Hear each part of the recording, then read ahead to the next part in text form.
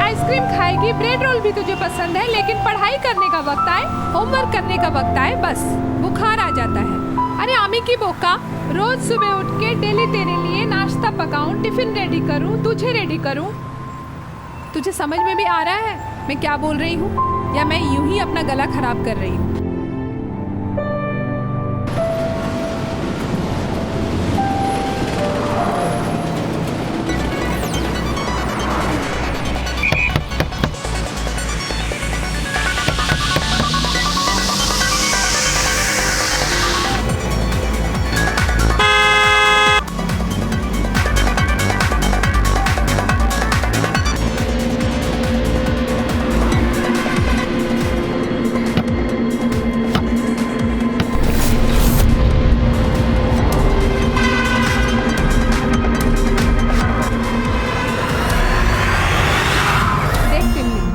आखिरी बार भी तुझे लास्ट वार्निंग दी थी, आज भी बोल रही हूँ, पढ़ाई तो तुझे करनी पड़ेगी, कोई बहानेबाजी नहीं चलेगी। समझ में आई?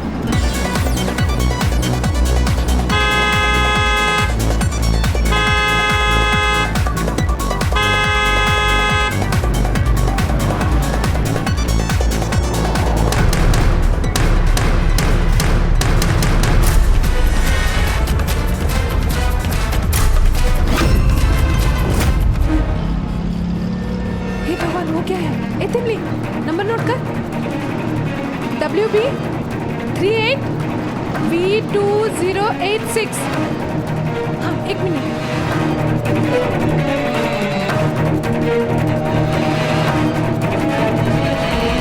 100। ये सिर्फ एक नंबर नहीं है, बल्कि आपके और हमारे हाथों में दिया गया एक ऐसा हथियार है जिसकी सहायता से हम सब मिलकर जुर्म के खिलाफ लड़ते हुए न सिर्फ अपनी सुरक्षा कर सकते हैं बल्कि दूसरों की भी। ये एक अधिकार भी है और एक कर्तव्य भी। कोलकाता की रहने वाली एक साधारण सी महिला पारुल को जब लगा कि कोई मुसीबत में है तो उसने 100 पर फोन करके पुलिस को ये जानकारी दी। लेकिन समस्या ये थी कि पुलिस को सिर्फ इतना पता था कि एक कार की डिक्की के अंदर फंसी हुई किसी लड़की को उनकी मदद की जरूरत है। लेकिन उन्हें यह नहीं पता था कि 1,41,00,000 की आबादी और 1,480 स्क्वायर किलोमीटर के एरिया में फैले हुए महानगर कोलकाता में वो लड़की कौन थी, कहां से आई थी और वो कौन लोग थे जिन्होंने उसे कार की डिक्की में बंद किया था और क्यों। क्या यह कोई साधारण अपहरण का मामला था या व्यक्तिगत रंजिश का नतीजा था, या फिर लहू से जुर्म की एक ऐसी हैरत अंगेज कहानी लिखी जा रही थी जिसका हर हिस्सा न केवल चौंका देने वाला था बल्कि जानलेवा भी। खबर मिलते ही पुलिस ने फौरन कार्रवाई शुरू कर दी और पारुल के बताए हुए रजिस्ट्रेशन नंबर के सहारे वो बहुत जल्द कार के मालिक के घर जा पहुंची।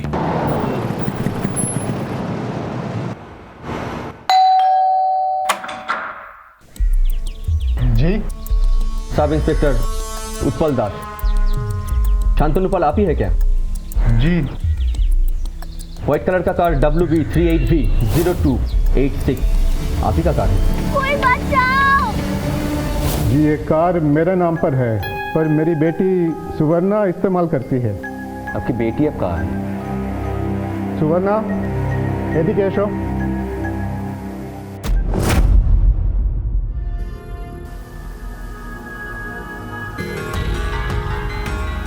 तुम्हारी कार किधर है? वो तो छीन के ले गए। छीन के ले गए? कौन? नहीं मालूम।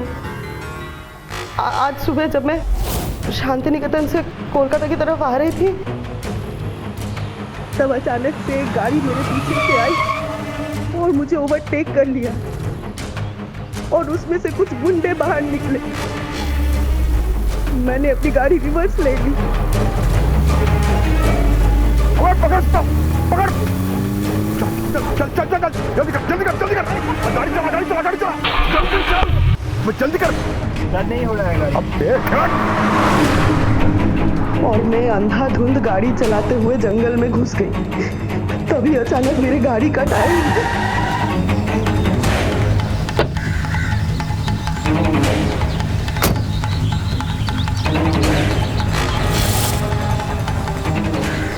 इसको भी अभी पंक्चर होना था।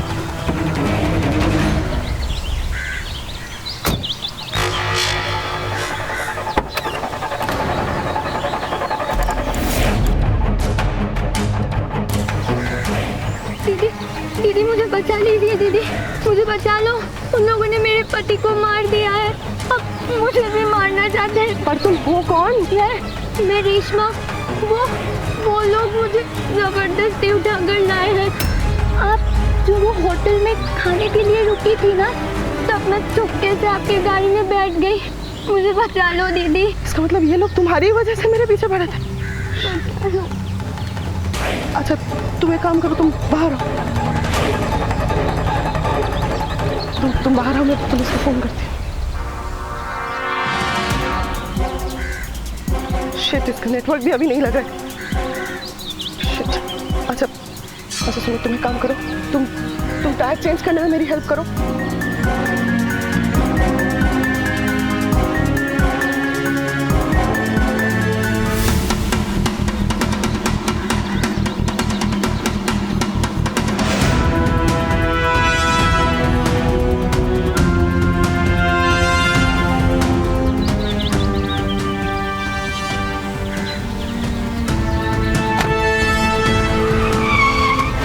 दीदी वो लोग आ गए। दीदी दीदी वो लोग आ गए।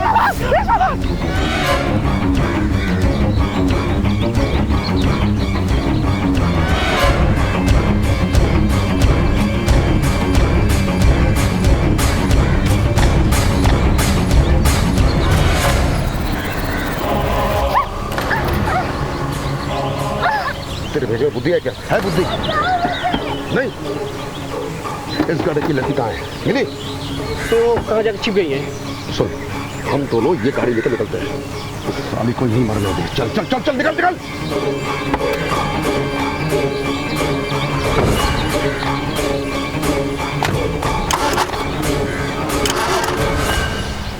स्टार्ट नहीं हो रहा। अरे तुम सब एक के एक नालायक हो। सुन, लगता है ये गाड़ी का बैटरी खराब है। आसपास किसी गैरेज में जाके ये बैटरी चेंज करके जल्दी अपना अड्डे में आ।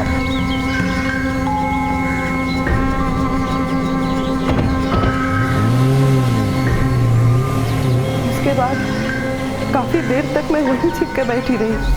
फिर सड़क से आके बस पकड़ के तब कोलकाता पहुंची। उस गाड़ी का नंबर याद है? नहीं, नंबर कुछ याद नहीं है, लेकिन ग्रे कलर का एसयूवी था, इतना पक्का है। उनमें से किसी का नाम लेके पुकारा था? नहीं, मुझे कुछ याद नहीं आ रहा, लेकिन जो मेन आदमी था उसके लंबे बाल थे और उसने कैप पहना हुआ था। मुझे और कुछ याद नहीं आ रहा है। उसके बाद से ये बिल्कुल डरी हुई है। Hello SP Indrajit here. Grey colour के एसयूवी का नंबर पता नहीं चला, मगर उसका स्टार्टिंग प्रॉब्लम हो रहा था। आसपास के कोई गैरेज में वो बैटरी चेंज करने वाले थे। ओके, ये वारदात कहाँ हुई? बोलपुर के चौहट्टे गांव के पास। ओके, कुछ और डिटेल मिले तो मुझे तुरंत इन्फॉर्म करना।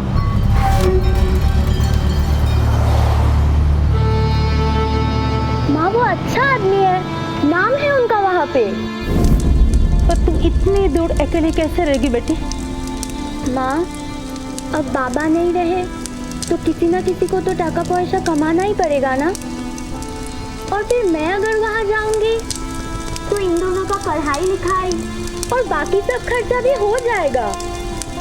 और फिर बाद में आप लोग भी वहाँ आ जाना।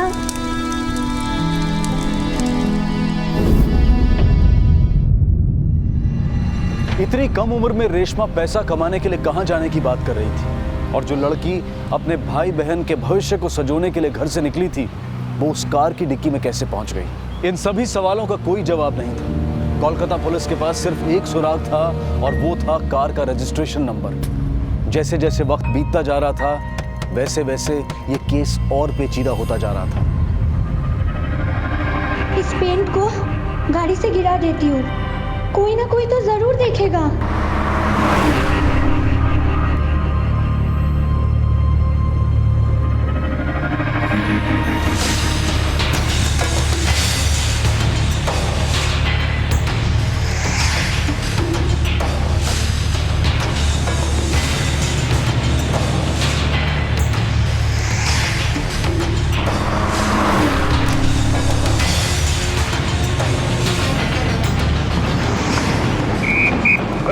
स्टार्ट कर।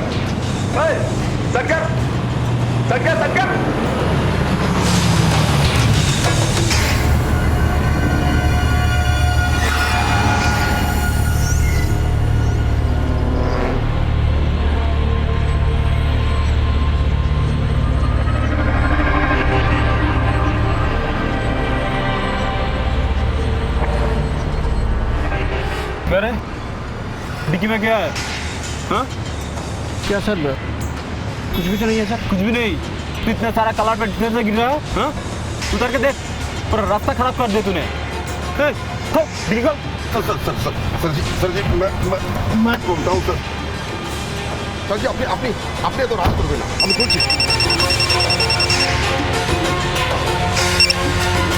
हाँ हेलो, हाँ सर बोलो। हाँ हाँ हाँ हाँ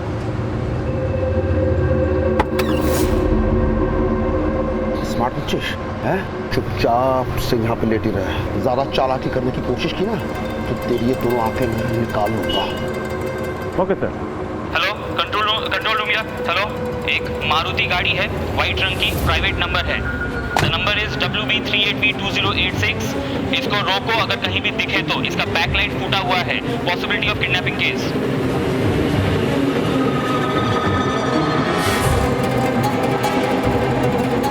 द नंबर इज WB38V2086। चल डिक्की खोल, चल डिक्की खोल, उतर डिक्की खोल, डिक्की खोल, डिक्की खोल, हाँ डिक्की।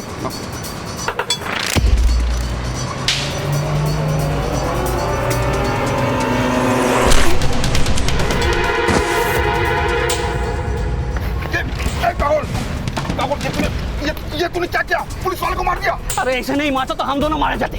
कैसे? अभी इसकी वॉकी में खबर आया था। वो कहाँ गया वॉकी? सारा कलकत्ता का पुलिस ढूंढ रहे हुए। रुक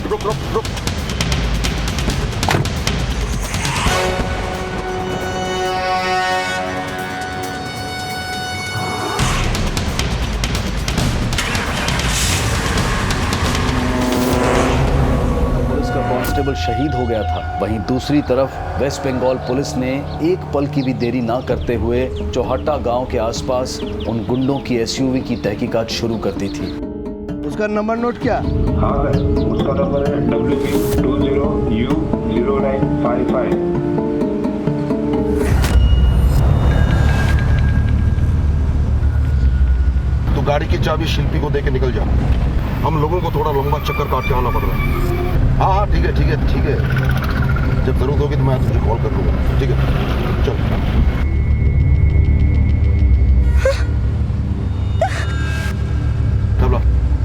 हाँ हेलो कंट्रोल रूम यार। ग्रे कलर की एसयूवी का रजिस्ट्रेशन फॉल्स है। ऐसी गाड़ी का आरटीओ में कोई भी रजिस्ट्रेशन नहीं है। हेलो, मेरा नाम मानिक दास है सर। मैं गोल्फ क्लब रोड से बोल रहा हूँ। यहाँ पे एक बाइक लावारिस पड़ा हुआ है और एक पुलिस का वॉकी टॉकी पड़ा हुआ है सर, टूटा फूटा। क्या नंबर है बाइक की? WB01AG9815।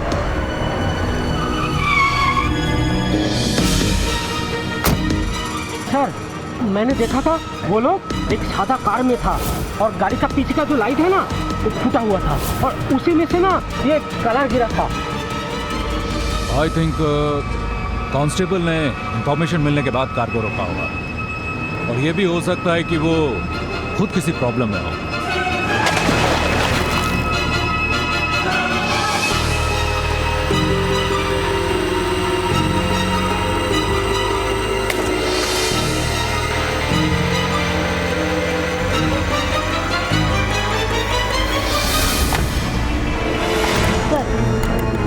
ये पेंट पीछे से आ रही है।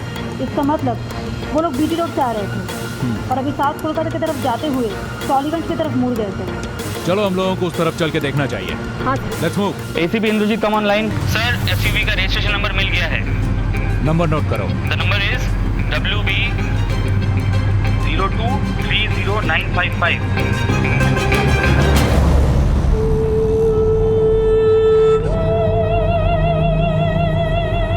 ये बिंदी लगा के तुम कितनी सुंदर लग रही हो।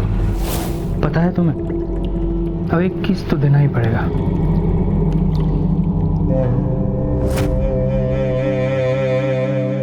अब एक किस मैंने दिया है तो तुम भी एक किस दो। नहीं, लेट हो रहा है, चलो। तो क्या हुआ, तुम नहीं दोगी तो और ज्यादा लेट होगा। कपड़ा पहनने जाओ। जाओ।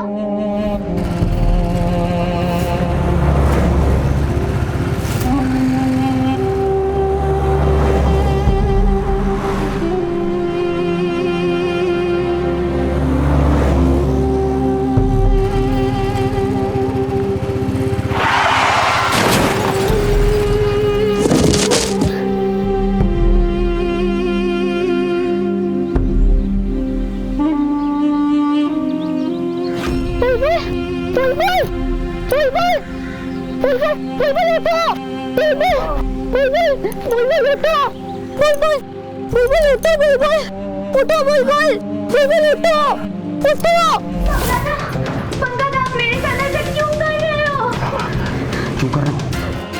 जाके अपने आदमी से पूछ, जा। उसने ब्याह किया था ना तुझे? ब्याह किया था ना? दोबारा भागने की कोशिश की ना?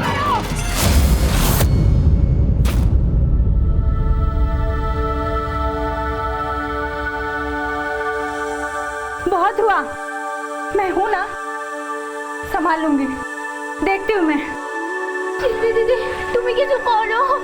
इसको संभाल के रख, छोड़ना नहीं। हम लोग एक जरूरी काम निपटा के आते हैं। छोड़ो नहीं इसको।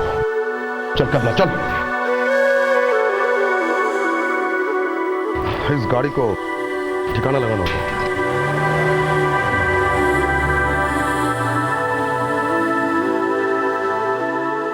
बुलबुल कोई नया आदमी तो नहीं था, उसे अच्छी तरह से पता है तुम्हारे साथ ऐसा नहीं करना चाहिए, बहुत गलत किया उसने। लेकिन दीदी ऐसी गलती की सजा मौत होती है क्या? क्यों मार डाला उनको? है? की बोलती हुई? मार डाला उसको? हाँ, बुलबुल को मार डाला और मुझे जबरदस्ती ले आए और रास्ते में एक पुलिस वाले का भी जान ले लिया।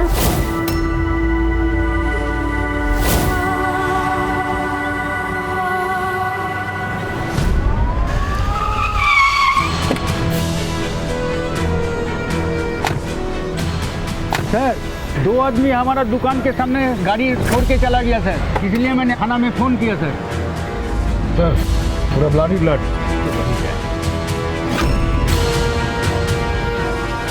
अच्छा ये बताइए, वो लोग यहाँ गाड़ी पार्क करके गए कैसे? सर वो लोग तो ऑटो पकड़ के चले गए। किस तरफ? सर कपड़डांगा की तरफ। वो ऐसे ही आए थे और ऐसे ही चले गए। सर इसका मतलब यही है जो लोग कवरडांगा के आसपास करीब है 3-4 किलोमीटर के अंदर है। इसका मतलब कवरडांगा के आसपास कोई ऐसी जगह है जहाँ वो लोग छिप सकते हैं? सर इतना बड़ा एरिया, हमारे पास ना लगेगा कोई फोटो, ना किडनैपर का था सबूत। ये भी नहीं पता ये लड़की को लेकर वो लोग क्या करेंगे। लेकिन हमें इतना पता है कि किडनैपर में से एक का हुलिया कैसा है। ये भी पता है कि 1 दिन पहले खुद का SUV का इस्तेमाल कर रहा था वो। हाँ मानता हूँ कि वो काफी नहीं है, लेकिन अपराध को रोकने और अपराधियों को पकड़ने के लिए इन्हीं क्लू के सहारे हम लोगों को आगे बढ़ना होगा।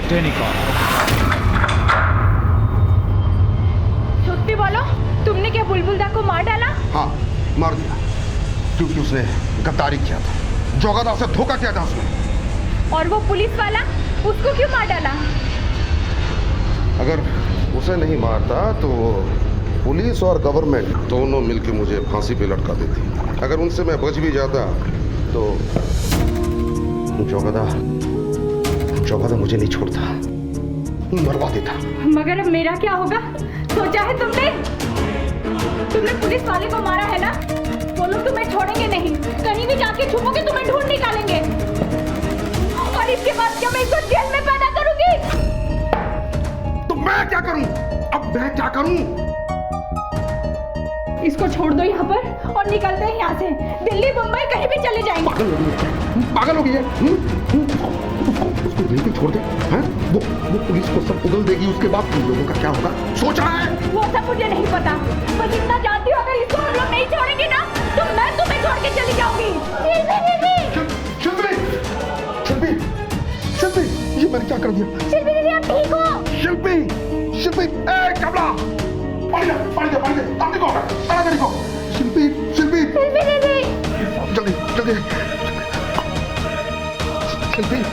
जल्दी, शिल्पी।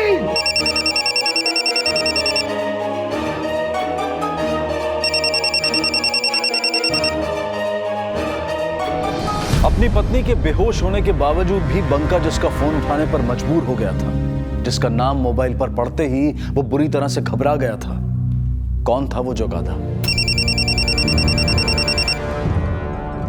हाँ जोगादा, जोगादा नमस्कार। ठिकाने लगा दिए लड़की को? यहाँ पे गंडगोल हो गया है जोगादा, क्या करूं कुछ समझ में नहीं आ रहा जोगादा।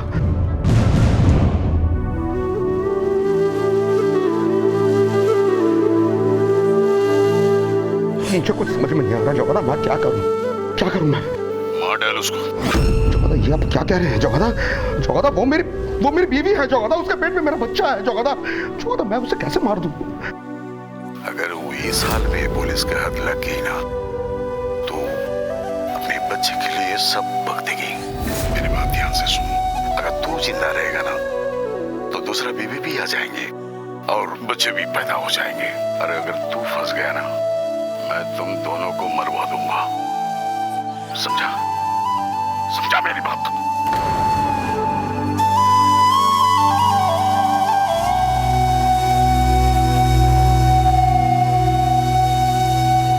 दूसरी तरफ पुलिस उनके ठिकाने तक पहुंचने के लिए हर मुमकिन कोशिश कर रही थी। बिना किसी सुराग के अपराधियों तक पहुंचने के लिए पुलिस ने उस एरिया में पूछताछ शुरू कर दी। उसके पास लंबा सा मतलब बड़ा गाड़ी है और उसके अंदर एक आदमी है जिसका बाल लंबा है, देखा है इसको? और उनके पास एक व्हाइट मारुति भी थी। हाँ साहब, ठाकुरबाड़ी में रहने वाले कुछ लोग एक बड़ा सा गाड़ी में घूमता है। और कुछ पता है इसके बारे में? सर वो लोग अक्सर पान और सिगरेट के लिए यहाँ पर आते हैं लेकिन ज़्यादा बात नहीं करते। कुछ होलसेल किस्म के लोग मालूम होता है सर। ये ठाकुरबाड़ी है कहाँ? हॉस्पिटल मोड़ से आगे लेफ्ट में घर है, पुल के पास, वही है ठाकुरबाड़ी। ठीक है, लेट्स मूव।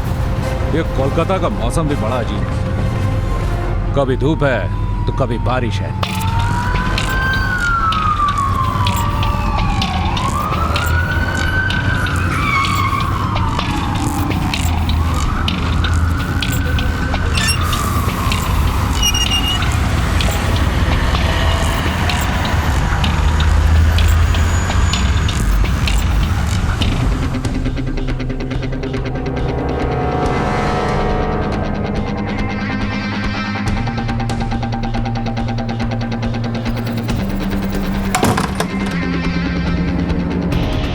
पूरे घर की अच्छे से तलाशी लो। हो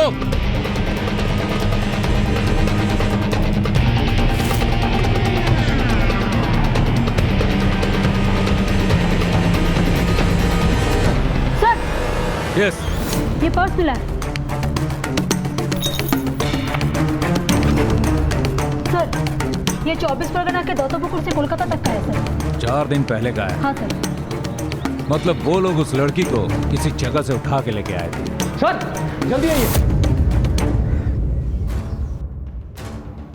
Oh God.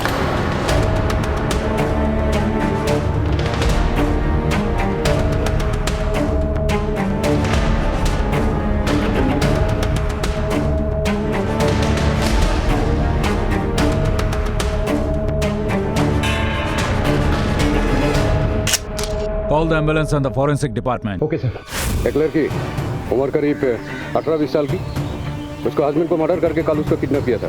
कुछ पता है इसके बारे में? नहीं सर, आजकल मैं तो ऐसे किसी को देखा ही नहीं। ठाकुरबाड़ी किसकी है? सर इसका मालिक लोग तो यूएस है ना, अमेरिका, वहीं पर चला गया सर। सब एक घर कई साल से बंद था, इसलिए गुंडे लोग जबरदस्ती घुस गए। एक ग्रे कलर की एसयूवी देखा है आपने यहाँ पे? हाँ, वही गाड़ी में तो वो लोग आता जाता था। और कौन कौन आता था यहाँ पे?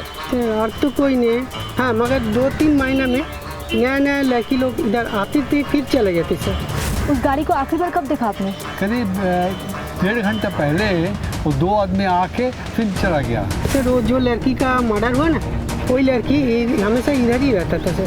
साथ में कोई लड़की थी? लड़की नहीं, लड़की तो नहीं देखा। सुवर्णा ने इंस्पेक्टर को बताया था कि रेशमा की उम्र लगभग 16-17 से ज्यादा नहीं थी और जो लाश पुलिस को ठाकुरबाड़ी में मिली थी वो एक 26 से 27 साल की प्रेग्नेंट औरत की लाश थी। ठाकुरबाड़ी में रेशमा और गुंडों की गैर मौजूदगी इस बात को भी साफ जाहिर कर रही थी कि रेशमा को यहाँ से ले जाया गया है और संभव है कि वो अब भी जिंदा है। पड़ोसियों से पूछताछ से इतना साफ हो गया था कि ठाकुरबाड़ी और प्रोस्टिट्यूशन का गहरा रिश्ता है, लेकिन एसीपी इंद्रजीत के अनुसार वेश्यावृत्ति से जुड़े लोग सरेआम दिन दहाड़े पुलिस कांस्टेबल की हत्या करने का जोखिम नहीं उठा सकते। ऐसे में एसीपी ने तय किया कि लाश की फोटो दत्तपुकुर पुलिस स्टेशन भेजकर पता किया जाए कि वो लड़की कौन है और उसका दत्तपुकुर से क्या रिश्ता है।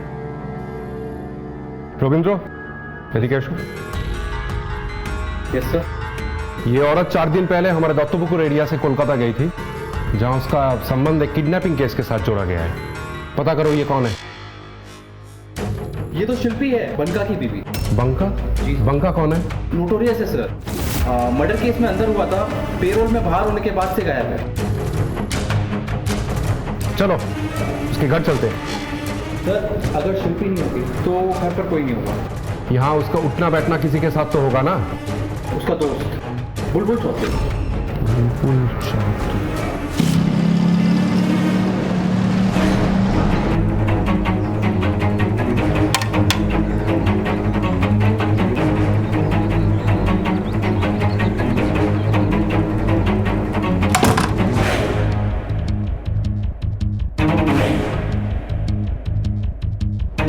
अब तक रेशमा को लग रहा था कि उसके पति की मौत हो चुकी है, लेकिन सच्चाई उसकी सोच से उलट थी।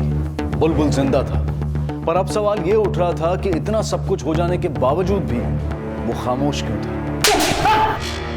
देख बुलबुल, एक भी झूठ बोलेगा ना तो बहुत फंसेगा। बंका, उसके बीवी का और तेरा सारा फोन रिकॉर्ड में चेक करूंगा तो सब सच सामने आ जाएगा। उसके बाद अगर तू एक भी सच बोलता है ना, कोई फायदा नहीं। तब तक तेरा बदन बहुत सूज चुका होगा रे, इसलिए फायदा इसी में है अभी सच बोल। लेकिन सब आप लोग ये सब मुझसे क्यों पूछ रहे हैं? एक लड़की का कल अपहरण हुआ है, बोल क्या जानता है? बोल। सब मेरी बीवी है सब। ये फोटो किसका है? ये तो मेरी बीवी का फोटो है, अभी मायके गई है वो।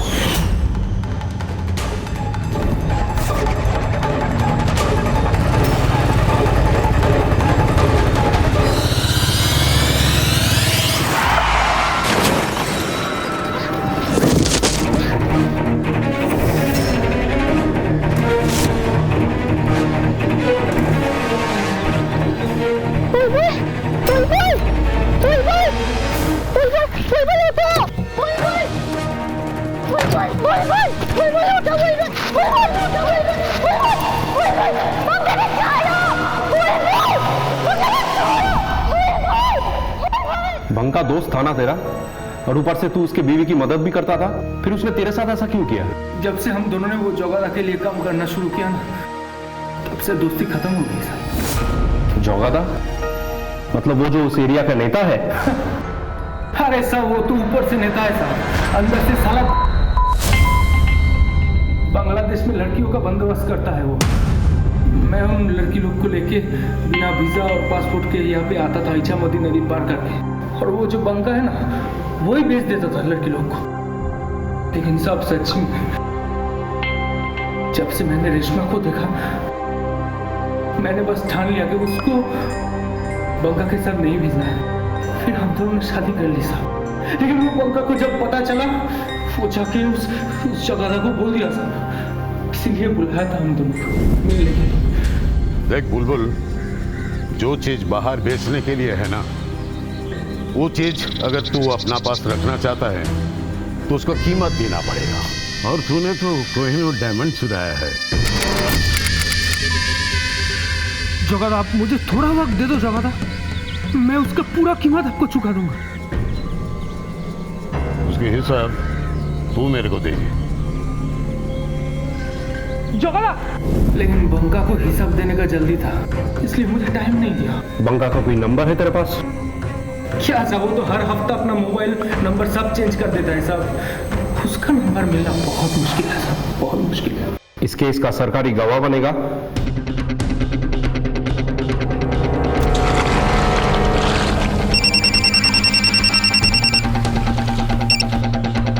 हेलो सर, मैं दत्तपुकुर पुलिस स्टेशन से इंस्पेक्टर सुब्रतो बोल रहा हूँ। इस केस में एक जरूरी इंफॉर्मेशन हाथ लगी है, वो बताना था आपको।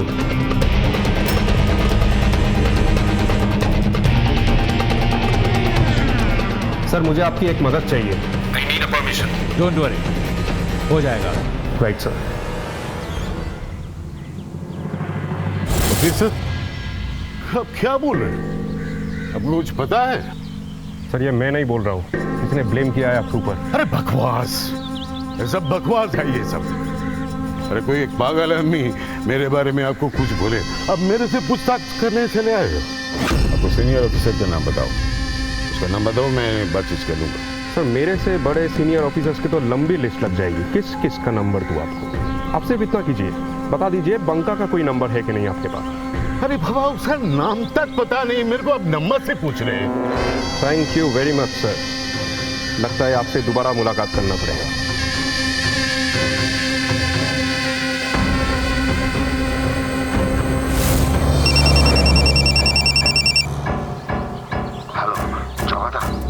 सुन, पुलिस और लड़के के बारे में पूछने के लिए मेरे घर भी आए थे। मुझको लगता है वो बुलबुल ने सब बक दिया। दादा अब मैं क्या करूं? उस लड़की को मार डाल, वरना आज नहीं तो कल वो सबूत और गवाह दोनों बन जाएगी। दादा उस लड़की के चलते मुझे बहुत नुकसान उठाना पड़ा, कम से कम मैं बेचूंगा तो 1.5 लाख तो कमा ही लूंगा। कमाने के चक्कर में अपना जान मत गवा। वो लड़की को वहीं खत्म करके देश का बॉर्डर क्रॉस कर जा।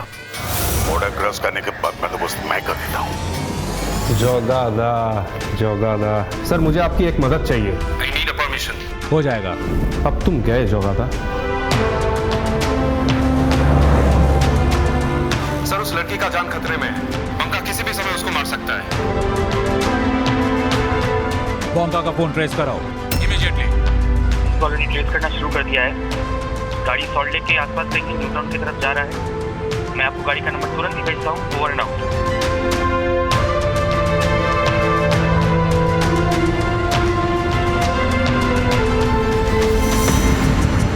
हाँ सर, हम आ गए सर। Okay sir.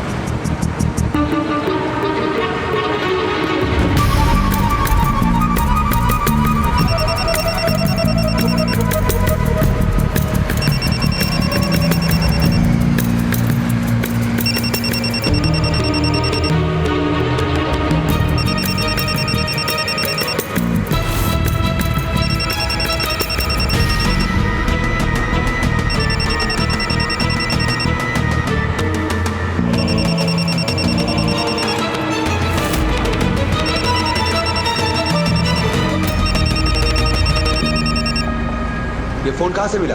कचरे के डिब्बे में। बंका तक पहुंचने का इकलौता जरिया उसका फोन नाकाम हो चुका था।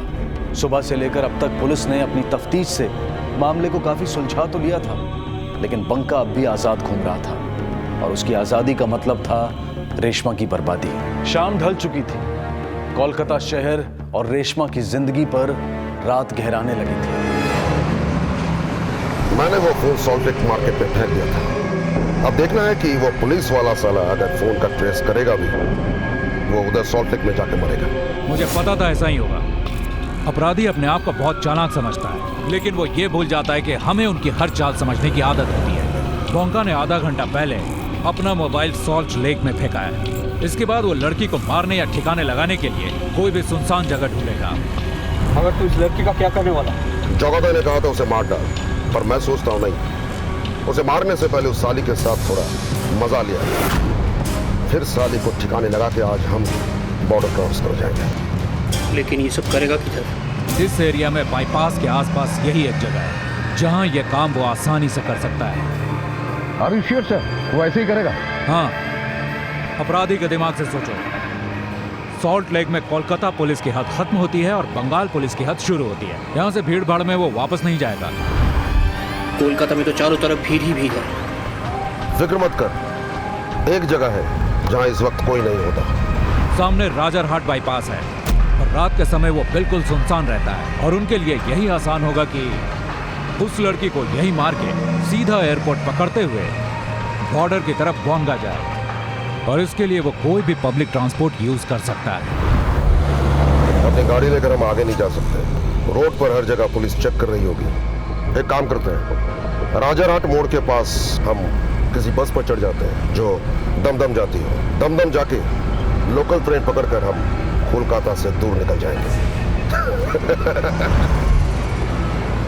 सर फिर तो एक ही जगह जाओ से लेके जा सकते हैं, और वो जगह इस वक्त बिल्कुल सुनसान रहती है सर। कौन सी जगह? इको विस्टा वाला एरिया सर। Eco Vista.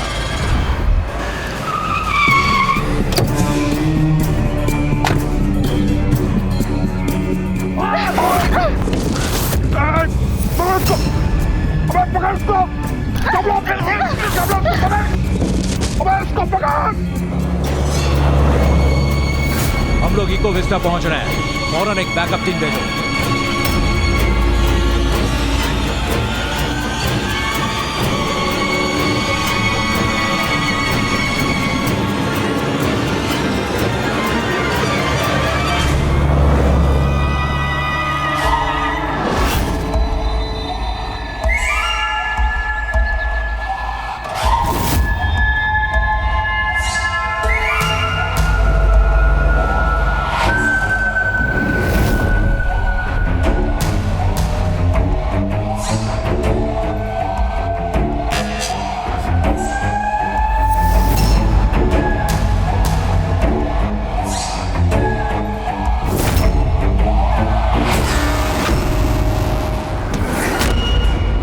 रुक जा, रुक, वहीं रुक,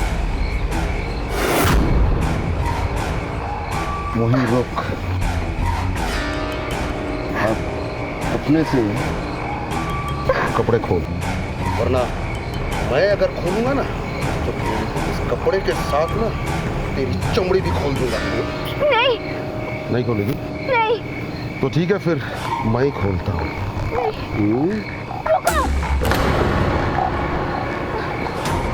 इको विस्टा आ गया, अभी लाइट बंद करो और थोड़ा धीरे चलाओ। सर, आगे गाड़ी देखिए, डिक्की खुला है, कोई नहीं इसके अंदर।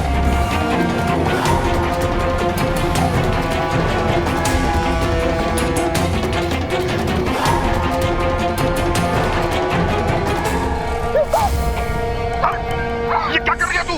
पगला गई है क्या? क्या कर रही है? पगला गई है क्या? पगला गई है? तुझे मरने का मौका ना मर।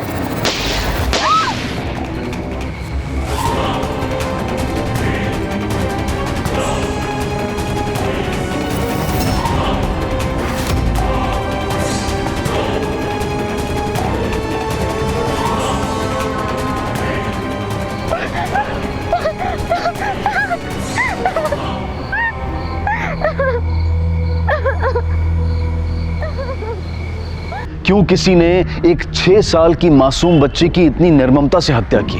और हैरत की बात तो यह है कि 7 सालों तक ना तो सूटकेस में दफन ये लाश बरामद हुई और ना ही इस बच्ची का हत्यारा पकड़ा गया। लेकिन 7 सालों बाद एक ऐसी घटना घटी जिसने इस केस को फिर से रोशनी में लाकर खड़ा कर दिया और कातिल का पर्दाफाश कर इंसाफ दिलवाया।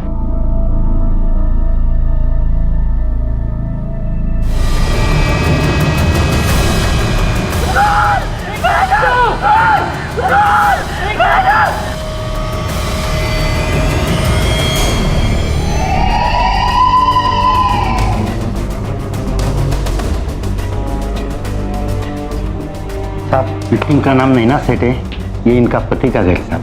Murder weapon? सारा घर छान डाला, कुछ नहीं मिला। बेडरूम में कुछ सामान बिखरा पड़ा था, कुछ गहने और कैश गायब थे साहब। मतलब बर्गलरी केस और मर्डर, तो बड़ी अजीब बात। चोर या मर्डरर एक वार में भी इन्हें रोक सकता था। अच्छा, फॉरेंसिक और फोटोग्राफर आ रहे? हाँ साहब, आ ही रहे साहब। रिया बेबी को बचा लो साहब, रिया बेबी को बचा लो। बचा लेंगे, पहले आप रोना बंद कीजिए और ये बताइए कि क्या हुआ। वो आदमी साहब, छोड़ो मुझे, छोड़ दो रिया बेबी को, वो छोड़ करो सर, छोड़ो साहब, रिया बेबी को ढूंढो सर। देखिए, हम पूरी कोशिश करेंगे उन्हें ढूंढने की, लेकिन आप भी शहर छोड़कर मत जाइएगा, पूछताछ के लिए आपकी जरूरत पड़ सकती है। शिंदे कुठे? खालेद साहेब लोकांची विचारपूस करतायत। सर, मैं पूरा टाइम गेट पे ही था, कोई नहीं दिखा। मैं एक आदमी रिया बेबी। पक्का यहीं थे? जी सर। ड्यूटी पे सो तो नहीं गए थे? नहीं सर, पूरा टाइम गेट पे ही था, 1 सेकंड के लिए नहीं हिला सर। बिल्डिंग की और कोई एंट्री है? सर, ये पीछे का गेट है जो हमेशा बंद रहता है सर। तो ये गेट लांग कर तो कोई भी आ सकता है। कहाँ है कैमरा यहाँ? सर, वो कैमरा क्या यहाँ? वो कैमरा ही नहीं है, पीछे की तरफ भी तो कैमरा होना चाहिए ना।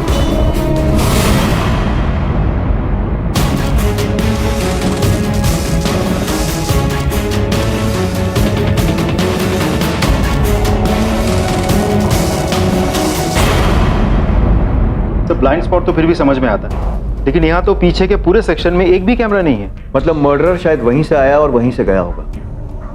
लेकिन शिंदे, मुझे एक बात समझ में नहीं आती, वो रिया को अपने साथ क्यों ले गया? मतलब बर्गलरी केस है, चोर चोरी करने के इरादे से आता है, मिसेस सेठ सामने आती है, उन्हें मार दिया, पद्मा आई उसे जख्मी कर दिया। उसी तरह वो रिया को भी वहीं छोड़कर जा सकता था। उसे अपने साथ में ले जाना बेवकूफ़ी भी है और रिस्क भी। शायद हॉस्टेज बनाकर ले गया होगा ताकि जरूरत पड़ी तो बच निकलने में रिया काम आए। अगर वैसा होता तो रिया आसपास ही कहीं मिल जाती, क्योंकि बिल्डिंग से बच निकलने के बाद वो रिया को ज्यादा दूर अपने साथ नहीं ले जाएगा, अनलेस रिया को किडनैप करना ही उसका मोटिव। तो फिर ये रॉबरी वगैरह पुलिस को गुमराह करने के लिए वो रिया को ही लेने आया था। माँ बीच में आई तो उसने माँ को मार दिया और फिर रिया को ले गया। तो फिर ये चोरी का नहीं, एब्डक्शन का केस है। लेकिन सर कोई तो देख लेगा दोनों को एक साथ, रिया इतनी आसानी से कैसे चली जाएगी? लेकिन अगर वो दोनों वहां थे ही नहीं तो मतलब ये कि हो सकता है ये पद्मा हमसे झूठ बोल रही, हो सकता है ना रिया वहां थी ना वो आदमी, इसीलिए किसी ने नहीं, इस पद्मा ने ही चोरी की और उसके बाद मिसेस सेठ को मार दिया और बचने के लिए ये पूरी कहानी बनाई। सर वैसे भी 5 में से 1 मर्डर केस में सबसे पहले इन्फॉर्म करने वाला आदमी ही मर्डर होता है। यहाँ तो रिया पहले से ही गायब थी, तो ऐसा भी हो सकता है कि रिया को गायब करने में पद्मा का हाथ हो। पॉसिबल है। वैसे भी इस मामले की सबसे प्राइम विक्टिम नैना सेठ नहीं बल्कि रिया है। एक काम करो, इस पद्मा का बैकग्राउंड चेक करो, कहाँ रहती है, घर में कौन कौन है, कब आई और इस सेठ परिवार के साथ कब से, सब कुछ। Yes sir. और रिया की भी डिटेल्स चेक करना शुरू करते हैं, देखते हैं शायद कोई सस्पेक्ट निकला है जो रिया को किडनैप करना चाहता। नैना सेठ के हस्बैंड से कोई कांटेक्ट हुआ? नहीं सर, अभी तक नॉट रीचेबल। फोन रिकॉर्ड्स मंगवा सबके। Yes sir.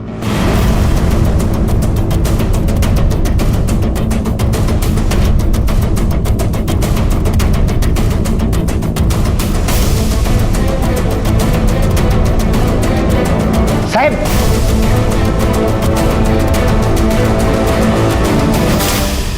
देवा समझ जाए, मुझे रिया बेबी के बारे में कुछ नहीं मालूम। जितना मुझे मालूम था मैंने आपको बता दिया साहब। मुझे जितनी रिया बेबी की पड़ी है ना उतनी उसके माँ बाप को भी नहीं पड़ी थी साहब।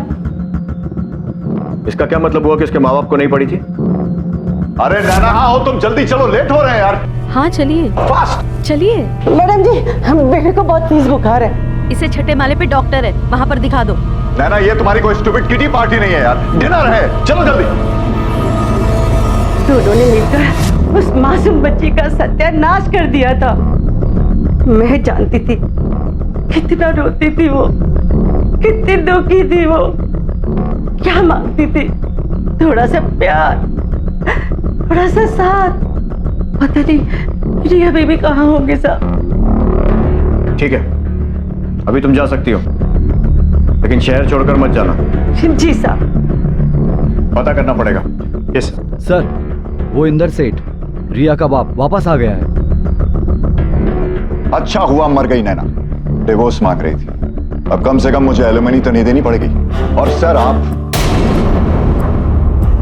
उस नैना को जानते नहीं थे, एक लालची औरत थी वो। और रिया, चलिए माना पत्नी से नफरत थी, पर बेटी की तो फिक्र होगी ना आपको। She was a problem child. 1 minute चैन का मैंने नहीं बिताया इसकी और इसकी मां की वजह से। एनीवेज, आप नहीं समझे। हमारा एक कांस्टेबल यहाँ रहेगा पूरे समय, आप शहर छोड़कर नहीं जाएंगे, पूछताछ करने के लिए आपकी जरूरत पड़ सकती है। देखिए इंस्पेक्टर, मैं एक बिजी आदमी हूं, जो भी करना है कीजिए, लेकिन इस शहर के अंदर 100% रिया ही नैना का खून कर कर भागी और इसीलिए अभी तक मिल नहीं रही है। ये आप क्या कह रहे हैं? मैं बिल्कुल सही कह रहा हूं इंस्पेक्टर, दोनों एक दूसरे को बर्दाश्त नहीं कर सकती थी, हमेशा तू मैं होती रहती थी। इनफ इज इनफ रिया, आवाज नीची करके बात करना रिया मुझसे। Mom please, why you interfering in my life? Please stop it and please go. इस घर में वही होगा जो मैं चाहूंगी, तुम्हें हर काम मेरी मर्जी से करना पड़ेगा। और ये बात भूल जाओ कि तुम कॉलेज की ट्रिप में जा पाओगी। दोनों एक दूसरे को गाली देती रहती थी और मैं बस खड़ा होकर सुनता रहता था। जिस मर्डर ने इतने वार करके नैना सेठ को मारा, उसने पद्मा को सिर्फ एक छोटी सी चोट देकर जिंदा छोड़ दिया। हजम नहीं होता। सर, पद्मा के बयान में उसने कहा था कि रिया ने उसे बचाने की कोशिश की थी, तो सर ऐसा भी तो हो सकता है कि मर्डरर ने उसकी बात सुनकर पद्मा को जिंदा छोड़ दिया हो। अब ये पद्मा या तो उस मर्डरर के साथ मिलकर काम कर रही है या फिर ये रिया उस मर्डरर के साथ मिली हुई है। वैसे भी वो अपनी माँ से नफरत करती थी, उसके पिता का भी मानना है कि वो अपनी माँ की जान ले सकती है। सर, ये प्यार व्यार का तो चक्कर नहीं है, दोनों एक साथ घर से भागना चाहते थे। माँ ने देख लिया तो माँ की भी जान ले ली। और इसीलिए शायद कातिल ने इतने वार किए, क्योंकि जब कोई मर्डर इमोशन से जुड़ा होता है तो ऐसा ही होता है। और पोस्टमार्टम रिपोर्ट के मुताबिक भी नैना पहले ही वार में मर गई थी, लेकिन फिर भी उस पर इतने सारे वार किए गए। तुम उसकी बिल्डिंग के फ्रेंड्स और कॉलेज में पूछो और टेक्निकल एक्सपर्ट बुलाओ ताकि सोशल मीडिया में उसके अकाउंट्स चेक कर सकें।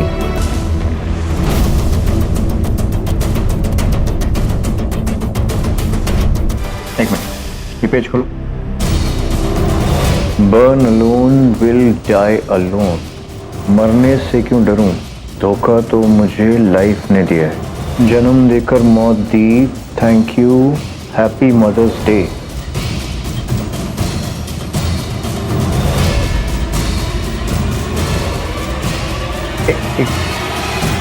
ये लड़का, इसका नाम पता चल सकता है? नो सर, टैग नहीं किया और ना ही कोई कमेंट्स, ना लाइक, ना शेयर किया गया। इस लड़के की इन्फॉर्मेशन निकालना मुश्किल है।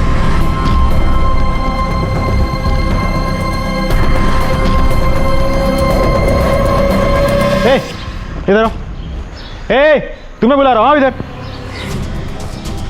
क्या सुन रहे थे चुपके से? कुछ नहीं साहब। कुछ नहीं? सच बता, नहीं तो उल्टा लटका के मारूंगा मैं। साहब मैं तो बस सुन रहा था कि कहीं कोई मेरी कंप्लेंट तो नहीं कर रहे हैं। क्यों करेगा कोई कंप्लेंट? कुछ गलत किया होगा इसलिए डर रहा है ना? साहब वो लड़की रिया, मैं उसकी मदद करता था कॉलेज से भाग निकलने में, लेकिन उसके बदले में मुझे पैसे देती थी साहब। कितनी बार हुआ ऐसा? बहुत बार हुआ है साहब। कभी किसी लड़के के साथ मिलते हुए देखा था? कुछ याद है? हाँ साहब, एक लड़का आता तो था उससे मिलने के लिए। और इस तरह इस मामले में पहली बार पुलिस को एक महत्वपूर्ण बढ़त मिली। लेकिन रिया से अक्सर मिलने वाला वो लड़का कौन था? पद्मा और इंदर पर पुलिस का शक कायम रहा, लेकिन उन्हें उम्मीद थी कि इस लड़के की खोज उन्हें रिया तक पहुंचाएगी। सिक्योरिटी गार्ड द्वारा दिए गए ब्यौरे और रिया के फेस पेज अकाउंट की बदौलत पुलिस के पास अब उस रहस्यमय लड़के की तस्वीर थी। सवाल था बस अब उसकी असली पहचान का। सर, रिया के कॉल रिकॉर्ड्स। वैसे ज्यादा लोगों के साथ तो टच में नहीं थी। पद्मा, एक आध क्लासमेट्स और प्राइवेट ट्यूशन को छोड़कर ये 2 नंबर सामने आए। ये एक कोई मिसेस रजनी, ये रहा एड्रेस, और दूसरा एक लड़का है आबिर, रजिस्टर्ड एड्रेस है किसी बॉयज हॉस्टल का। इंटरेस्टिंग। चलो दोनों से मिलते हैं।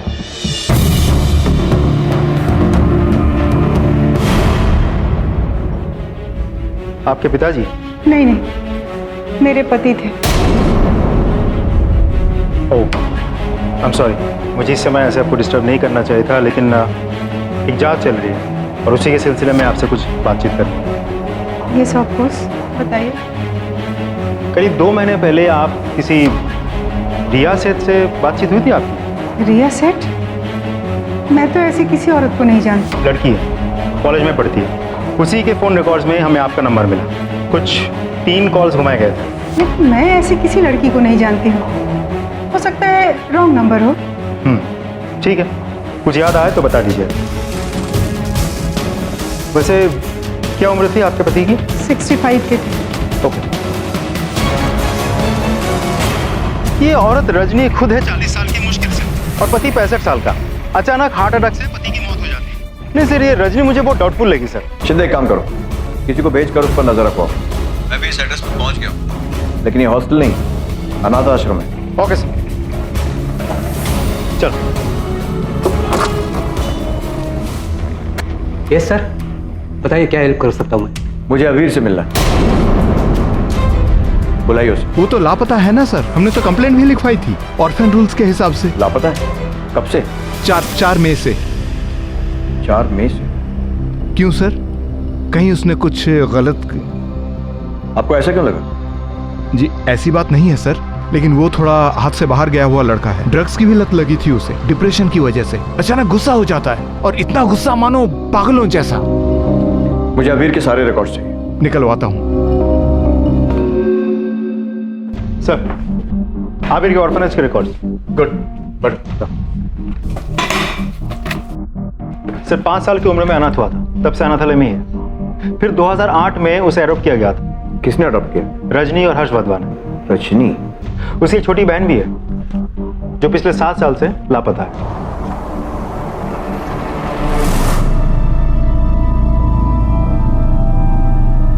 दीपा के लापता होने के बाद हर्ष और रजनी का डिवोर्स हो गया। फिर आबिर की कस्टडी हर्ष को दे दी गई। फिर कुछ ही दिनों बाद हर्ष की मौत हो गई। फिर रजनी आबिर की कस्टडी नहीं ले पाई तो कोर्ट ने वापस उसे अनाथालय भेज दिया होगा। मतलब दीपा के गुमशुदगी का केस पिछले 7 सालों से अनसॉल्व है। ऑर्फनेज के वार्डन ने मुझे बताया था कि आबिर काफी हिंसक प्रवृत्ति का था। सर कहीं दीपा के गायब होने में आबिर का ही तो हाथ नहीं है। आबिर तब 11 साल का था। हमारे अंदाजे के मुताबिक आबिर ने नैना को मारा है तो शायद आबिर ने अपनी बहन को भी। आखिर इस तरह के हिंसक क्रिमिनल्स अपना पहला गुनाह बचपन में ही कमिट कर लेते सर। आबिर रजनी के कांटेक्ट में था, पर रजनी का कहना है कि वो रिया को नहीं जानती। कहीं वो झूठ तो नहीं बोल रही? एक काम करते हैं, इस रजनी से फिर से पूछताछ करते हैं। जी। आबिर और दीपा को मैंने और हर्ष ने गोद लिया था, लेकिन हमारा जल्दी ही डिवोर्स हो गया। फिर हर्ष की मौत हो गई। उसके बाद आपने फिर से शादी की? जी, 2 बार। और मेरे दोनों पति आबिर की जिम्मेदारी उठाने के लिए तैयार नहीं थे। अगर मैं उसे अकेले ही बड़ा कर पाती तो 1 सेकंड भी नहीं सोचती, घर ले आती उसे। कुछ महीनों पहले आबिर ने आपको कांटेक्ट किया था? 7 महीने पहले एक बार फिर मेरी उससे मुलाकात हुई। आबिर 11 साल का था जब उसे देखा था। अब तो बहुत बड़ा हो गया। उसके बाद से हम कांटेक्ट में थे और मैंने उसे कुछ पैसों से मदद भी की। माँ आखिर माँ ही होती है ना। और रिया का कॉल क्यों आया था? मैं नहीं जानती। मैंने लास्ट टाइम भी आपको बताया था, मैं उस लड़की को नहीं जानती। आप कह रहे हैं कि वो आबिर की दोस्त है, तो हो सकता है आबिर ने उसके फोन से मुझे कांटेक्ट करने की कोशिश की हो। आबिर के बारे में हमें ऑर्फनेज से कुछ इन्फॉर्मेशन मिली। पता चला कि आबिर बहुत वायलेंट किस्म का लड़का है, हमेशा गुस्से में रहता है, आसपास के लोग डरते हैं उससे। जब वो आपके साथ होता था तभी भी ऐसा ही था? गुस्सा तो आता था उसे, पर वो जिद थी बेसिकली। वो हर बच्चा करता है, पहले अनाथ, फिर ऑर्फन्स हाउस, फिर हम लोगों के पास आना। इतने सारे बदलाव आए उसके जीवन में, कुछ तो असर पड़ना था ना उसके ऊपर। और दीपा, आबिर की बहन, उसे भी गोद लिया था ना? क्या हुआ उसे? काश मुझे कुछ पता चल पाता। 1 सेकंड, सिर्फ 1 सेकंड लगा था उसे गायब होने में। वो गार्डन में खेल रही थी, मैं बस कुछ समय के लिए किचन में गई, आई, तब तक शी वॉज गॉन। वो वहां नहीं थी। क्या आपको लगता है कि दीपा के साथ जो कुछ भी हुआ उसमें आबिर का हाथ हो सकता है? नहीं सर, आबिर बहुत अच्छा लड़का है, वो ऐसे नहीं कर सकता। ठीक है, अगर आपको आबिर कांटेक्ट करने की कोशिश करे तो हमें बताइएगा। डेफिनेटली सर, मुझे भी उसकी चिंता है। मैं नहीं चाहती कि वो कुछ गलत कर बैठे। सर न जाने मुझे ऐसा क्यों लगता है बार बार कि औरत हमसे कुछ छिपा रही होगी। एक बार बेटा बनाकर उसे गोद लिया था, अब शायद फिर से माँ बनकर उसकी मदद कर रही है। आबिर की हिंसक प्रवृत्ति के बारे में कहने पर देखा था कैसे घबरा गई। तो या तो रजनी खुद उससे डरती है और या फिर उसकी मदद करने की कोशिश कर रही है। सर मुझे भी ऐसा लगता है कि आबिर और रिया घर से भागने के फिराक में थे और आबिर के साथ लगाव के कारण उसने भागने में मदद की होगी। रजनी पर नजर रखो, या आबिर पक्का इससे कांटेक्ट करेगा। रजनी निश्चित तौर पर आबिर की मदद कर रही थी और अपने इसी यकीन की वजह से पुलिस ने रजनी पर तकरीबन 1 हफ्ते तक नजर रखी। लेकिन फिर रजनी को बार बार एक अनजान घर में जाते हुए देखा गया। पुलिस ने अनुमान लगाया कि शायद आबिर उस घर में हो सकता है। जब पुलिस ने आसपास के घरों में पूछताछ की तब उन्हें पता चला कि उस घर में 78 साल के कोई मिस्टर मखीजा रहते हैं, अकेले। इस जानकारी के मिलने के कुछ ही दिनों बाद रजनी को अपने साजो सामान सहित उसी घर में पनाह लेते हुए देखा गया। लेकिन अब भी ना आबिर की तरफ से रजनी से संपर्क करने की कोई कोशिश की गई थी और ना ही रजनी की ओर से ऐसी कोई प्रतिक्रिया सामने आई थी। सर हमने आसपास के लोगों से, ठेले वालों से, सभी से आबिर के बारे में पूछताछ की, फोटो दिखाई, लेकिन किसी ने आबिर को नहीं पहचाना। सर रजनी का उस घर से या मिस्टर माखीजा से जो भी ताल्लुक हो, आबिर की इन्वॉल्वमेंट नहीं दिखती। रजनी के पिछले 1 हफ्ते के कॉल रिकॉर्ड्स सर चेक कर रहे हैं, रोज अपडेट हो रहे हैं। आबिर का कोई कॉल नहीं है।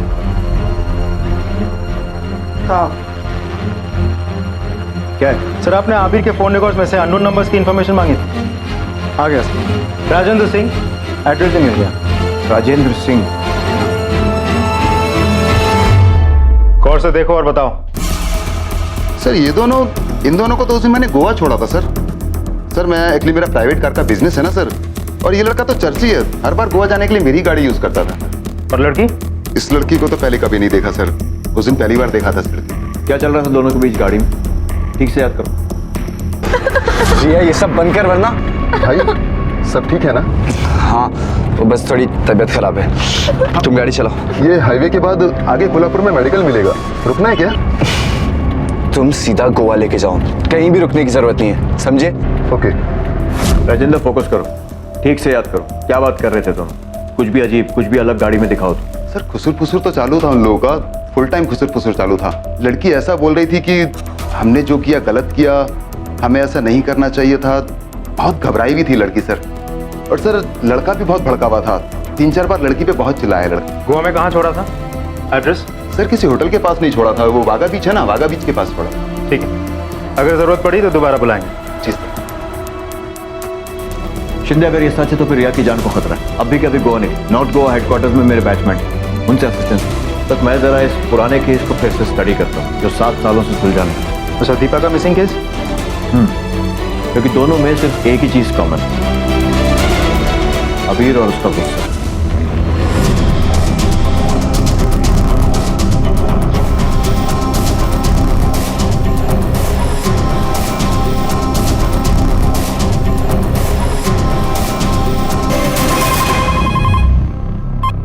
चलो सर, आबिर और रिया को पहले ट्रेस करना तो मुश्किल हो रहा था, लेकिन यहाँ के लोकल पुलिस के खबरी नेटवर्क टीम बहुत काम आई। एक खबरी ने आबिर को देखा है, उसे ये तो नहीं पता कि आबिर आता कहाँ से है, लेकिन ड्रग्स खरीदने जाता कहाँ है ये उसने देखा है।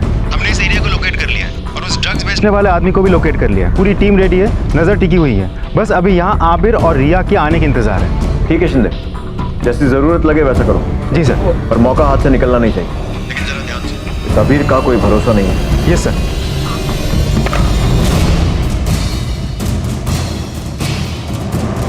सर आबिर को पकड़ना हमारी पहली प्रायोरिटी होनी चाहिए, और ड्रग डीलर को भी। Yes sir. ओके।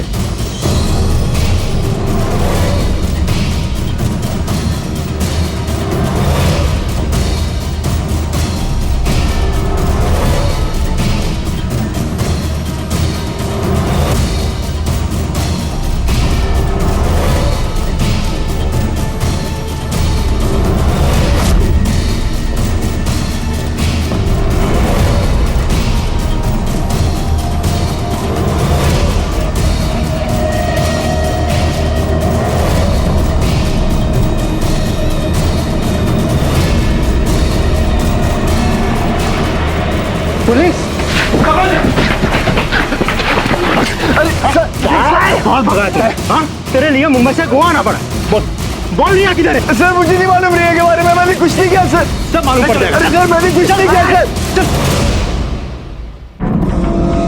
तेरी भलाई के लिए बोल रहा हूँ, मैं तो फिर भी तुझसे सवाल पूछ रहा था। ये सर एक बार शुरू हो जाए ना तो तुझसे सवाल पूछेंगे नहीं, तेरे से जवाब उगलवाएंगे, समझा?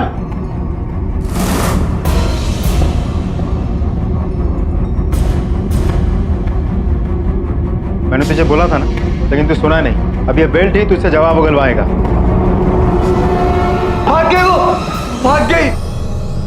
कहाँ? सर पता नहीं सर, मुझे लगा दैट शी लव्स मी, लेकिन सर नशा होने के बाद, मुंबई से भागने के बाद मुझे वहां पे जाके बोलती है कि that I am only a friend for her. अरे सर ऐसा कहीं होता है क्या? पता नहीं कौन सी दुनिया में जी रहा था मैं। फिर क्या हुआ? फिर क्या सर, अगले दिन सुबह उठ के देखा सारा पैसा और ज्वेलरी लेके भाग गई ब्लडी एस्केपिस्ट। तुझे क्या लगता है तू सब बकवास कहानी सुनाएगा और हम लोग मान लेंगे? हमने राजेंद्र से बात कर ली। राजेंद्र? हाँ राजेंद्र, और उसने हमें बताया कि तू किस तरह से रिया को धमकी दे रहा था।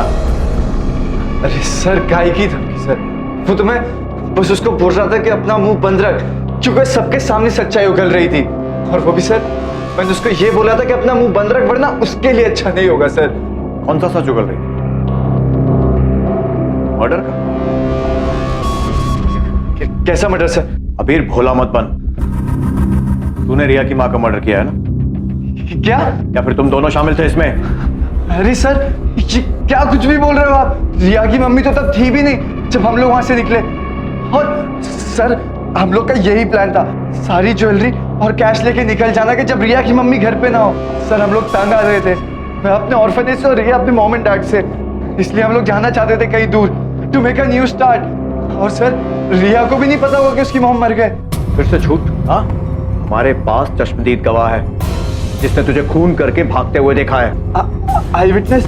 रिया के घर काम करने वाली बाई पद्मा, उसने हमें सब कुछ सच सच बता दिया है।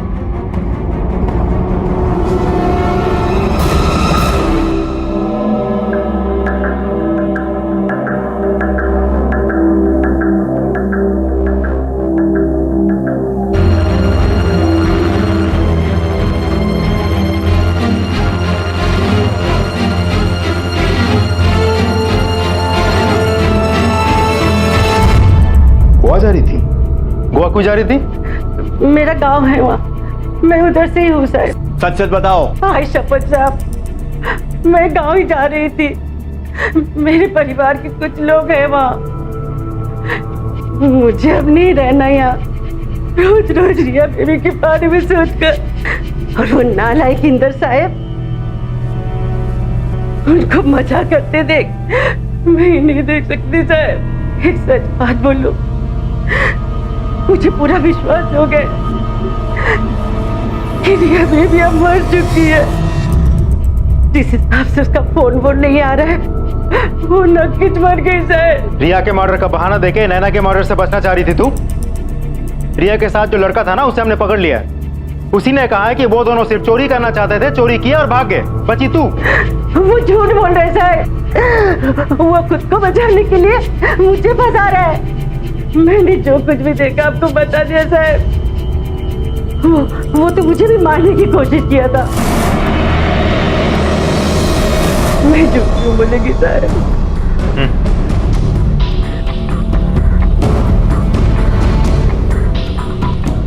अच्छा, मुझे इसके फोन रिकॉर्ड चाहिए। जिस दिन हमने अबीर को गिरफ्तार किया था उसके एक दिन पहले से लेके आज तक। Yes sir. सर, हमने इंदर के फोन रिकॉर्ड्स डिटेल में चेक किया। ऑफिस और दोस्तों के अलावा वो खास किसी के साथ टच में नहीं था। ऑफिस में जाके पूछताछ की तो पता चला कि छोटा मोटा ऑफिस इन्वॉल्वमेंट छोड़कर किसी के साथ कोई अफेयर या सीरियस रिलेशनशिप में वो नहीं था। So basically he is a clean guy. वो इस केस में इन्वॉल्व नहीं है। फिर रजनी तो खुद ही आउटसाइडर है, नैना को नहीं जानती। रजनी का कनेक्शन आबिर से है और उसके थ्रू रिया तक है। अब रिया खुद लापता है। रिया के बारे में पूछताछ करने के लिए हम जब गोवा गए तो पता चला कि किसी ने रिया को देखा ही नहीं। अब रही बात आबिर और पद्मा की। ये आबिर और पद्मा एक दूसरे पे इल्जाम लगा रहे हैं क्योंकि एक दूसरे से ये लोग झूठ बोल रहे हैं। आबिर ने हमें कहा था कि जब वो चोरी करने गया था तो नैना घर पे थी ही नहीं, जो कि झूठ है क्योंकि हमारे पास नैना के कॉल डिटेल्स के हिसाब से नैना उस वक्त घर पे मौजूद थी। और पद्मा की बताई हुई कहानी तो हम सबको पता ही। सो बेसिकली जब तक रिया नहीं मिल जाती तब तक सच्चाई सामने नहीं आएगी। She is the key. लेकिन सर, हम ढूंढेंगे कैसे? मुझे पक्का यकीन है कि पद्मा गोवा जा रही थी रिया से मिलने, लेकिन ये मानेगी नहीं। इसीलिए पद्मा के लेटेस्ट कॉल रिकॉर्ड मिलना बहुत जरूरी है। हो ना हो अबीर के गिरफ्तार होते ही रिया ने घबरा कर पद्मा को फोन किया हो। शिंदे, मुझे डर है कि कहीं हम रिया तक पहुंचने में देर ना कर पाए।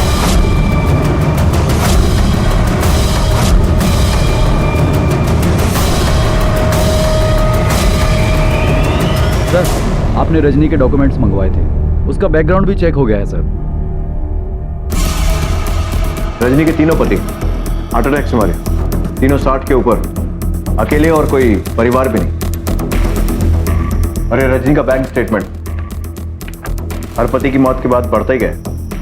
अब तो नया शिकार ढूंढ लिया उसने, मिस्टर मखीजा। उसी के साथ तो रहती है आजकल।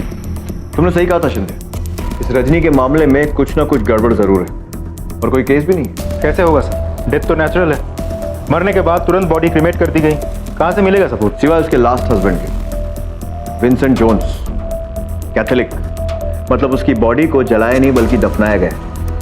वो कहते हैं ना शिंदे, क्रिमिनल को हर बार लक की जरूरत पड़ती है पर पुलिस को सिर्फ एक बार। इस विंसेंट की बॉडी निकलवाने का अरेंजमेंट करो। रजनी तो कंसेंट देने से कोर्ट से वारंट निकलवाना पड़ेगा। और एक काम और करते हैं, इस अबीर से बात कर जरा पता करें कि उसको इन वारदातों के बारे में क्या मालूम। शायद इसी के जरिए उसकी लापता बहन की भी गुत्थी सुलझ जाए। Yes sir. सर प्लीज मैं जाने सर कितना बिठाओगे सर? अब बस करो ना। क्या जाएगा बाहर जाकर? फिर से नाशा, हालत देखिए अपनी कैसी हो गई है। आबिर सच बताएगा तो हम तुझे जाने देंगे। सर यकीन कीजिए मैंने कुछ नहीं किया सर। रजनी के बारे में बता, रजनी के पति कैसे मरे? उनकी मौत में उसका क्या हाथ था? तूने मदद की थी उसकी? अरे नहीं सर। सच बोल। नहीं पता मुझे सर कुछ भी। सर मुझे कुछ नहीं पता, मैंने किसी की मदद नहीं की, बस मुझे जाने दो। रिया कहाँ है? जिंदा है या मार दिया उसे रजनी के साथ मिलकर? सर मुझे नहीं पता सर रिया के बारे में सर। सर प्लीज सर मुझे जाने दो सर। अबीर दीपा कहाँ है? मेरी बहन। तूने मारा उसे?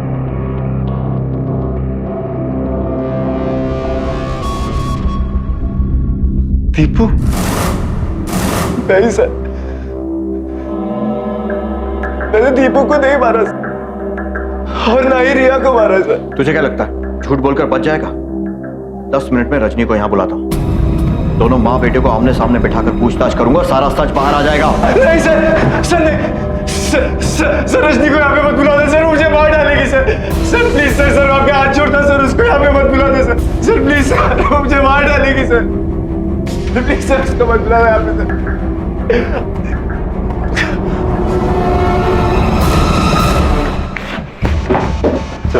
अभी स्टेबल है, लेकिन कुछ समय तक विड्रॉल सिम्टम्स होते ही रहेंगे। लेकिन सर आपने एक बात नोटिस की, रजनी का नाम सुनते ही उस पर क्या असर हुआ? सर विंसेंट जोन्स, मतलब रजनी के पति के पोस्टमार्टम रिपोर्ट। पोटेशियम क्लोराइड, इसका मतलब ये हार्ट अटैक नेचुरल नहीं था, ट्रिगर करवाया गया था। पोटेशियम क्लोराइड के इतने बड़े डोज से मिनटों में दिल की धड़कन रुक सकती है। You mean murder? यस। एक काम करो, अभी के अभी एक टीम लेकर जाओ, रजनी के घर की तलाशी लो, जहाँ वो अभी रहती है और जहाँ वो पहले रहती थी, और उसके बाद उसे पूछताछ के लिए यहाँ लेकर आओ। Yes sir.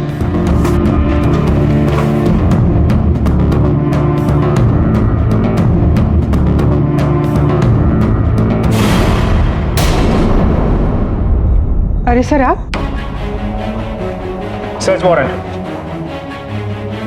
हमें आपके घर की तलाशी लेनी है। तलाशी?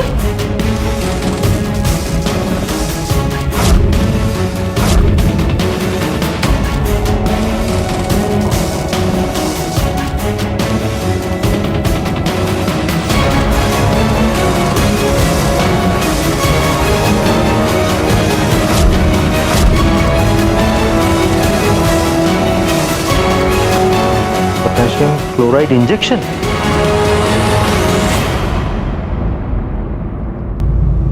अजीब नहीं है ये रजनी जी? आपके सारे के सारे पति, एक नहीं दो नहीं बल्कि तीनों के तीनों एक ही तरह से मरे, हार्ट अटैक। शायद मेरे नसीब में जी नहीं, नसीब का इससे कुछ लेना देना नहीं है। हाँ, पोटेशियम क्लोराइड का जरूर हो सकता है। कुछ देशों में मौत की सजा देने के लिए कैदियों को जहरीला इंजेक्शन दिया जाता है, और उसमें ये पोटेशियम क्लोराइड ही होता है ना। और आपका आखिरी पति विंसेंट जोन्स, उसकी बॉडी पर तो सुई का निशान भी मिला है, वही सुई जिससे उसे पोटेशियम क्लोराइड का इंजेक्शन दिया गया था। And for your kind information, police की एक टीम आपके पुराने घरों पर भी छापे मार रही है। इसीलिए सच कबूल कर लो, वरना जितना झूठ बोलोगी ना उतना ही दर्द होगा जब हम सच उगलवाएंगे। मीना जी रुको, इसकी जरूरत नहीं है। नर्स होने की वजह से मेरे लिए बूढ़े अकेले बीमार पेशेंट ढूंढना बड़ा आसान था। मैं वैसे ही पेशेंट ढूंढती थी जो अमीर हो, जो मरने की कगार पर हो, फिर उसके पैसे मेरे, जायदाद मेरी। और दीपा, उसे क्या हुआ? मुझे नहीं पता दीपा को क्या हुआ। हमें पता है, हमने अबीर से बात की।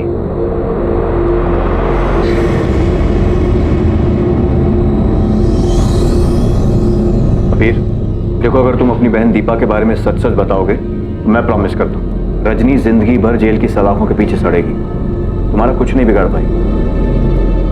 बोलो अबीर, अपने लिए ना सही, अपनी बहन दीपा के लिए ही सच बोल दो। देखो, मुझे पता है कि तुम जानते हो कि दीपा के साथ क्या हुआ था। सच बता दो, रजनी को सजा मिलेगी और तुम्हें छुटकारा उस घाव से, उस बोझ से जो तुम इतने सालों से झेल रहे हो।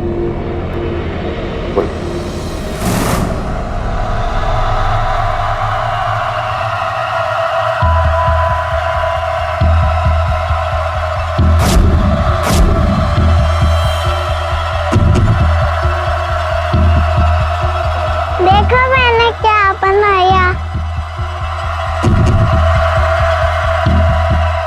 Thank you.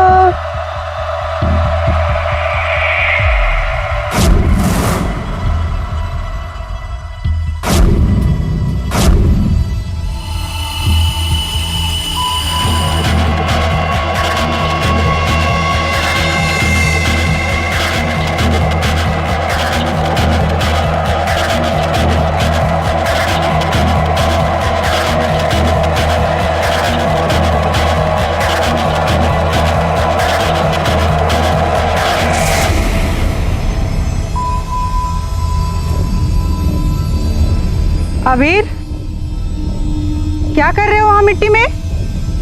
चलो अंदर आओ।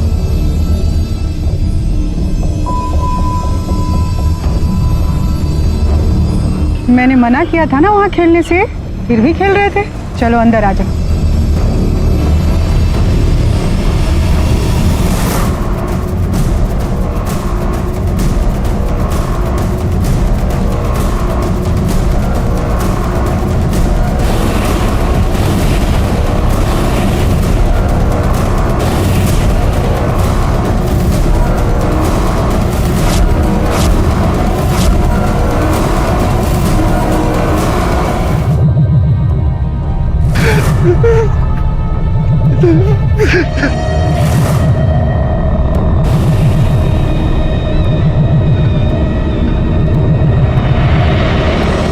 बताओ, दीपा को क्यों मारा?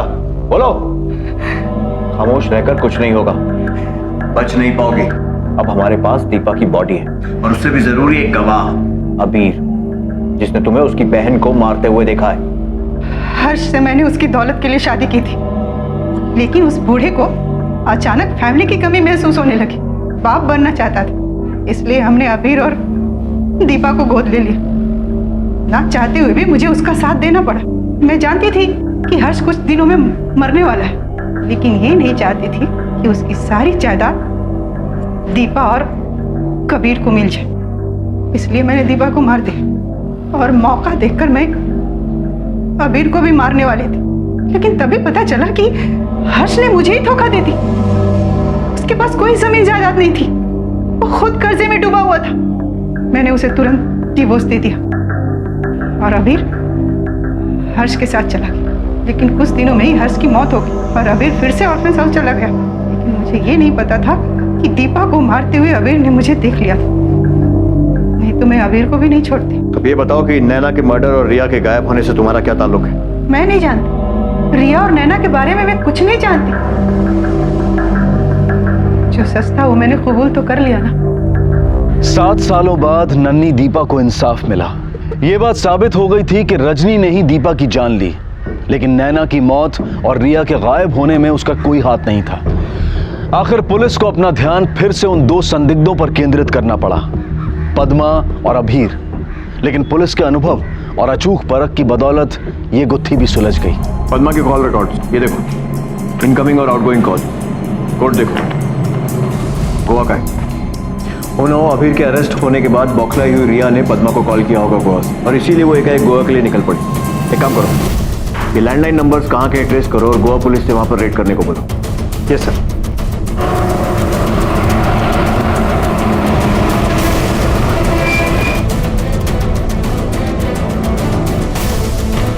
दरवाजा खोलो, खोलो दरवाजा। मैनेजर चाबी दो।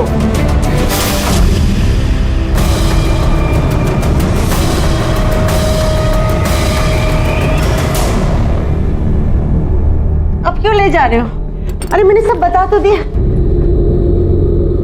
रिया, रिया बेबी, रिया बेबी तुम कैसी है बेबी? रिया बेबी, बेटा घर चला। कौन सा घर? कोई घर नहीं है मेरा काकी। नहीं बेटा, ऐसे नहीं बोलते। तुम्हारे पापा है ना बेटा? पापा, वो पापा जो यहाँ तक भी नहीं है। कहीं नहीं जाओगी काकी, मैं कहीं नहीं जाऊंगी।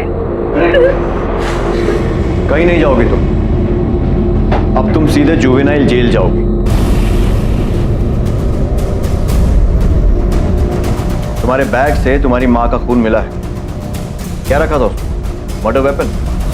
आई एम श्योर उसे तो तुमने ठिकाने लगा ही दिया होगा, लेकिन बैग से खून साफ करना भूल गई है ना?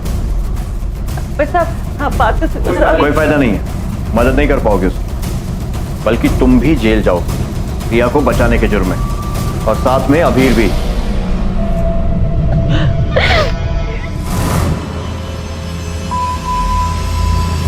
What the hell is this? क्या हो रहा है ये सब यहाँ पर?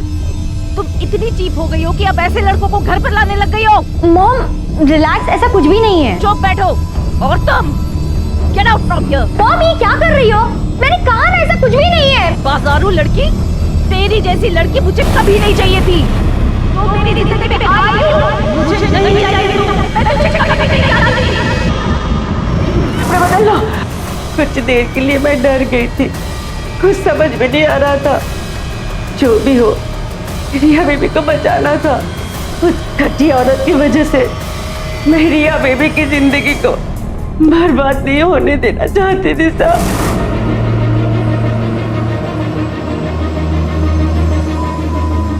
रिया बेबी संभालो, तुम लोग जाओ यहाँ से, भागो जल्दी से, लोगों को लगेगा कि चोर आया था। रिया बेबी की जिंदगी तो पहले से सजा थी, मैं तो बस एक मौका देना चाहती थी उसे जीने के लिए। लेकिन तुम्हारे इस मौके ने रिया का भला कम बुरा ज्यादा किया है।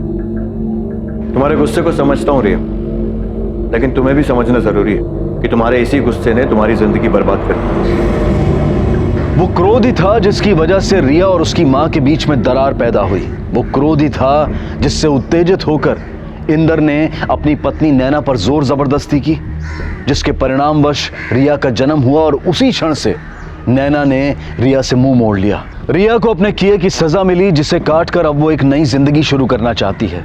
अतीत में मिले जख्मों को अभीर भुला चुका है, अब वो दोनों साथ में हैं। अब वो यतीम नहीं है। जिस तरह से एक नवजात पौधा जीवित रहने के लिए धूप और पानी पर निर्भर होता है, उसी तरह से इस दुनिया में जन्मे हर इंसान का विकास उसे मिलने वाले प्यार और परवरिश पर निर्भर होता है। बच्चों को जब प्यार नहीं मिलता, सही परवरिश नहीं मिलती, तो एक खाली जगह भर जाती है क्रोध से, और इसके परिणाम काफी खतरनाक हो सकते हैं। अब मैं अनूप सोनी आपसे विदा लेता हूं, फिर मुलाकात होगी अगले एपिसोड में एक और चौंका देने वाले केस के साथ। तब तक अपना और अपने परिवार का ख्याल रखें और देखते रहें क्राइम पेट्रोल डायल 100। सबक एक को सीख हम सबको। जय हिंद। क्राइम पेट्रोल्स के और भी दिलचस्प कहानी देखने के लिए हमारे चैनल को सब्सक्राइब करें और बेल आइकॉन दबाना न भूलें। क्राइम पेट्रोल्स के और भी दिलचस्प कहानी देखने के लिए हमारे चैनल को सब्सक्राइब करें और बेल आइकॉन दबाना न भूलें।